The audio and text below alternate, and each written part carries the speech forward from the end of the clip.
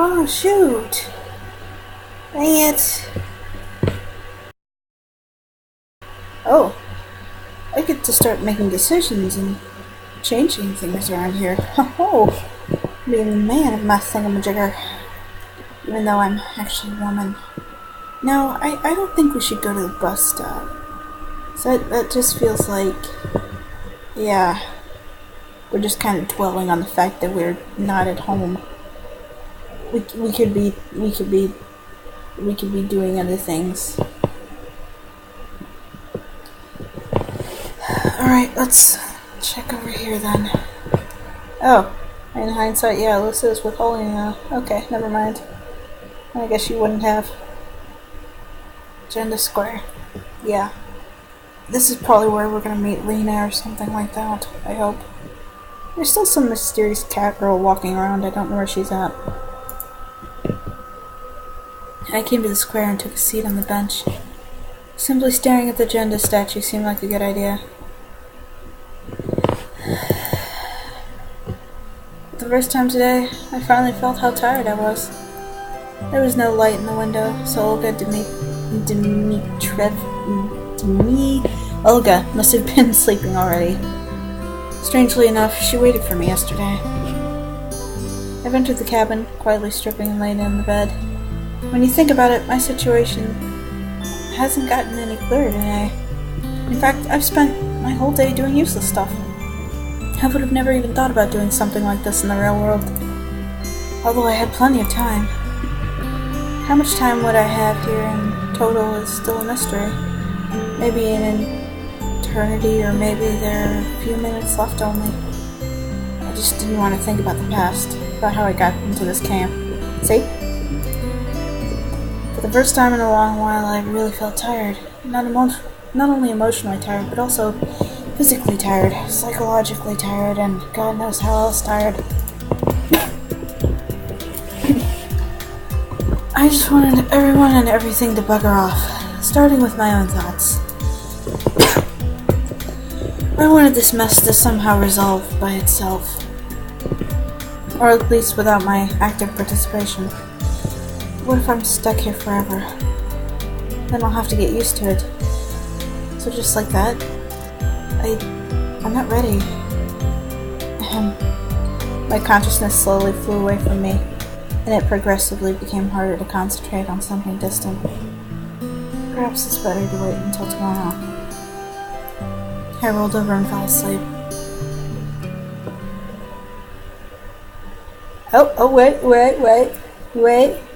Wait. Day 3! That was a lot less hard. I like that. That was pretty good. It was really slow at the intro. But yeah, okay. Time to save. The night left a feeling of anxiety behind. I woke up being exhausted both physically and mentally. It happens to me all the time. You see incredible lucid images in your dreams as you fell into a Hollywood blockbuster with a plot full of twists, well-paid actors, and multi-million-dollar visual effects. Then you wake in the morning without remembering a thing. Oops. Oh, day 3. Day 3! Look, I scrolled backwards. Crap. I did not mean to do that. I can travel backwards in time. That's what I was trying to do. To restore the images shown by my relaxed brain. But this part of memory was empty, either archived or formatted at all. It's 7 a.m. according to the clock. I seem to be an early bird today. Olga Dmitrievna was still sleeping, wrapped tightly in her blanket. Wrapped so tightly in a hot summer? Humph. I got up, stretched, came to the mirror to have a look at myself. I better shave. Strange idea, before 2 times a month was enough, but now nothing depends on the way I look. I haven't found a razor anyway. Why do I even need it, if I look like I'm 17 at most? So, breakfast can't start earlier than 9 a.m., and this means I have plenty of time, which I can spend in walking and washing, for example. Water didn't seem as ice cold as the previous day. Vice versa, its cute coolness helped me brace up and come back to reality, whether all these events could be called real. Tooth powder didn't seem to be such an outdated thing. A quick thought has struck me that it's not that different from toothpaste. When I returned to the cabin, Olga Dimitrievna was already up.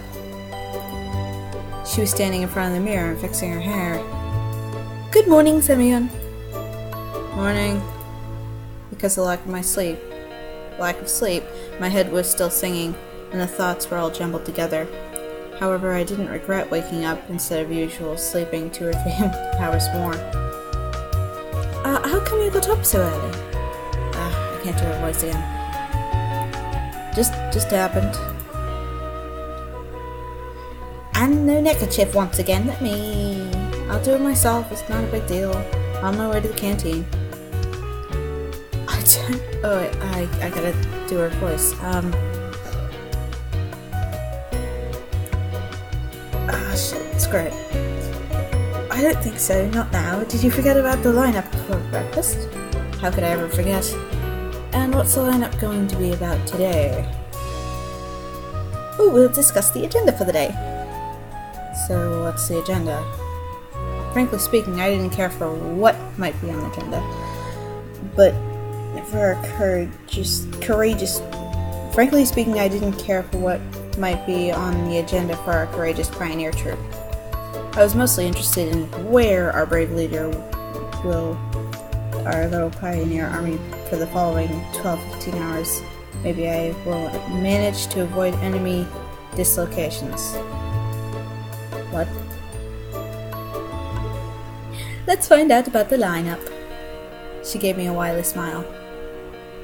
"Olga Dimitrievna, my stomach is getting upset. I'd rather... well, I believe that's okay to miss the lineup once. It would get all nasty if I failed to control it right there." Where did all this courage come from? "You have 5 more minutes." "I'm afraid I need more time." "Could you tell me right now, please?" "Sure, I'll try, but just in case it all goes down." Fine! On our list for today is cleaning the camp locations, organizing the books in the library, some of the minor tasks, and of course, we have a dance party in the evening. Ooh. "Watch yourself!" Okay. "You must take part in the camp activities today." Yes, ma'am, you bet." "Definitely, and now I'd rather... Come on, hit the road." I came out of the cabin and hid in the bushes behind, waiting for Olga Dimitrievna to leave. Actually, I didn't have any particular reason to behave this way, but the voice within me kept telling me that I have nothing to do with the lineup.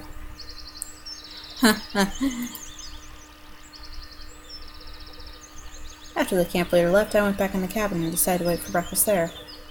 That's a horrible idea. What if she comes back? No, I'm not planning to take part in community life today. Cleaning and organizing, it's not what someone in my situation should be doing. Dude. 2 days have passed and I am still there where I started. All tenants seemed to be perfectly ordinary people. They weren't involved in any conspiracy, weren't communicating with aliens, and had no idea about time warps. Of course, each of them is a bit peculiar, but these peculiarities do not step out of line at all. Moreover, having met any of these pioneers in my familiar world, I wouldn't suspect anything wrong. They seem to be even more normal and natural than, let's say, my very self. This line of reasoning was quite logical. The illogical part was the absence of answers. Ordinary people in a non-ordinary place. I've heard and have seen that already somewhere. Dozens of pioneers, or even more, live their family lives and do their regular stuff day by day. They don't understand that the world around them is not what it looks like. Okay. But this is their point of view. As for me, I'm not acquainted with both the world of Sovianok camp and its tenants, even if they seem to behave the way normal people would under the same circumstances. I have to decide here and now, are these people involved in what's happening to me? Can they give me any answers? Or I have to seek the truth somewhere else? It seems I'm a bit overdone with thinking. There's no usual crowd of hungry pioneers near the canteen. Or even inside the canteen. Probably most of them had their breakfast before 9 a.m. That's even better. 2 is company, 3 is a crowd. Lena was sitting in the farthest corner of the canteen, lazily picking with her fork an amorphic lump that vaguely resembled porridge. Having a breakfast with her seemed like a good idea. We can have a chat in peace. Or at least, we can try to have one. I was on the way to her table when suddenly somebody grabbed my sleeve. Zahanna, the librarian. Shit, Cockney. I don't really feel like doing voices. Crap. Take your meal and come, we need to talk. Okay. What are you waiting for? I was a bit confused. But pardon me, isn't it a bit too, sudden? What's wrong? Take your meal and sit down. I suppose that she judges her behavior as something completely normal.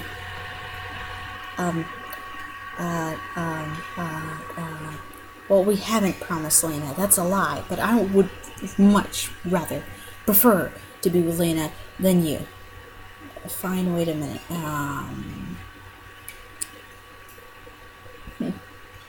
I would prefer to be with Lena. I really would.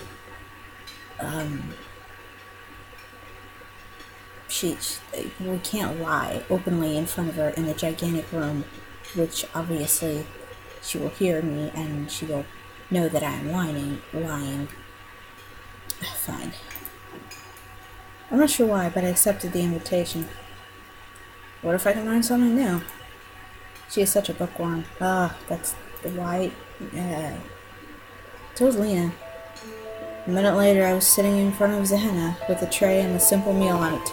Porridge, 2 eggs, 4 pieces of white bread, a sausage, and a glass of compote. Bon appetit, a French term, which means good appetite. I need to feel smart at least a little bit. Thanks. I decide to act as politely as I can, and also eat neatly or without champing and spilling crumbs of food and drops of compote. So, what do you want to talk about? Oh god. Today at the library. I wasn't listening from this point onwards. I immediately recalled Olga Dimitrievna's words about the scheduled events for today. Don't forget! Oh, what? I said don't forget to visit the library after lunch. What for now? Were you even listening? Nope. I admitted it. Honestly. Zahanna's face turned red, then appeared as green, then took on the soft purple color. Today, after lunch, you, in the library, get it, dunce! Dunce? What kind of curse is it? Though a pioneer must never use a curse word, how could I forget this rule? Oh, yeah, sure, I apologize, of course. I will most certainly be there. Actually, I wasn't really planning to go anywhere, but if you want to make someone speak, you need to sacrifice a bit at first. By the way, what year is it now? I totally lost the count. I decided to play fair. She looked at me perplexedly and answered, Have you completely gone bananas? Honestly, that's how I felt for the last few days. Zena didn't reply. So what year is it? I smiled kindly. Listen, why don't you visit the infirmary? Will they tell me what year it is there? Oh, certain, and even more. Zena stood up and headed to the exit.